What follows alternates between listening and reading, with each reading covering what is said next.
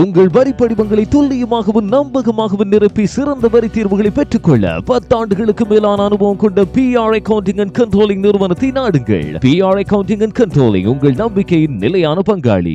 எரித்ரியாவிற்கான அபிவிருத்தி உதவிகளை நிறுத்துவதாக சுவிட்சர்லாந்து அரசாங்கம் அறிவித்துள்ளது. எதிரிகள் விவகாரத்தில் எரித்ரியா உரிய முன்னேற்றத்தை பெற தவறியுள்ளதாகவே குற்றம் சுமத்தப்படுகிறது. இதன்படி எதிர்வரும் மே மாதத்துடன் எரித்ரியாவுக்கு வழங்கப்பட்டு வந்த அபிவிருத்தி உதவிகள் நிறுத்தப்படும் என அறிவிக்கப்பட்டுள்ளது. எரித்ரியாவுடன் சுமூகமான உறவுகள் பேணப்பட்டு வருவதாக வெளி விவகார அமைச்சு தெரிவித்துள்ளது. எனினும் குடியேறிகள் மற்றும் எதிரிகள் விவகாரத்தில் எரித்ரியாவின் செயற்பாடுகள் குறித்து திருப்தி கொள்ள முடியாது என வெளி விவகார அமைச்சு கருதுகிறது. குறிப்பாக ஏதிலி அந்தஸ்து கோரி விண்ணப்பம் செய்வோரின் விண்ணப்பங்கள் நிராகரிக்கப்படும் போது அவ்வாறானவர்களை மீண்டும் நாடு கடத்துவதற்கு நடவடிக்கை எடுக்கப்படுகிறது. இதன் அடிப்படையில் அபிவிருத்தி உதவிகள் நிறுத்தப்படுவதாக அறிவிக்கப்பட்டுள்ளமை குறிப்பிடத்தக்கது.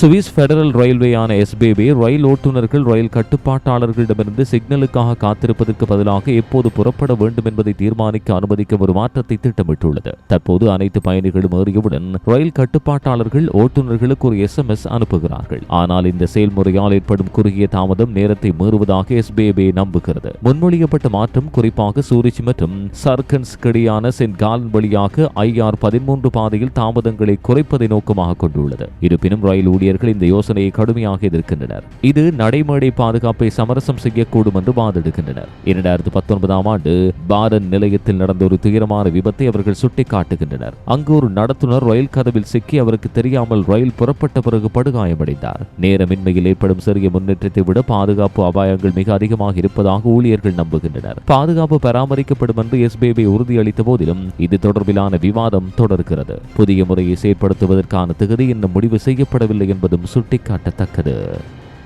சுவிட்சர்லாந்துல என்னதான் நடக்குது? அரசியல், சமூகம், பொருளாதாரம் முதல் A to Z அன்றாட நாட்டு நடப்புகளை தினமும் படிச்சு தெரிஞ்சு கொள்ள வேண்டுமா? சுவிட்சர்லாந்து செய்திகளையும் பயனுள்ள தகவல்களையும் தினமும் காணொலிகளாக பார்க்க வேண்டுமா?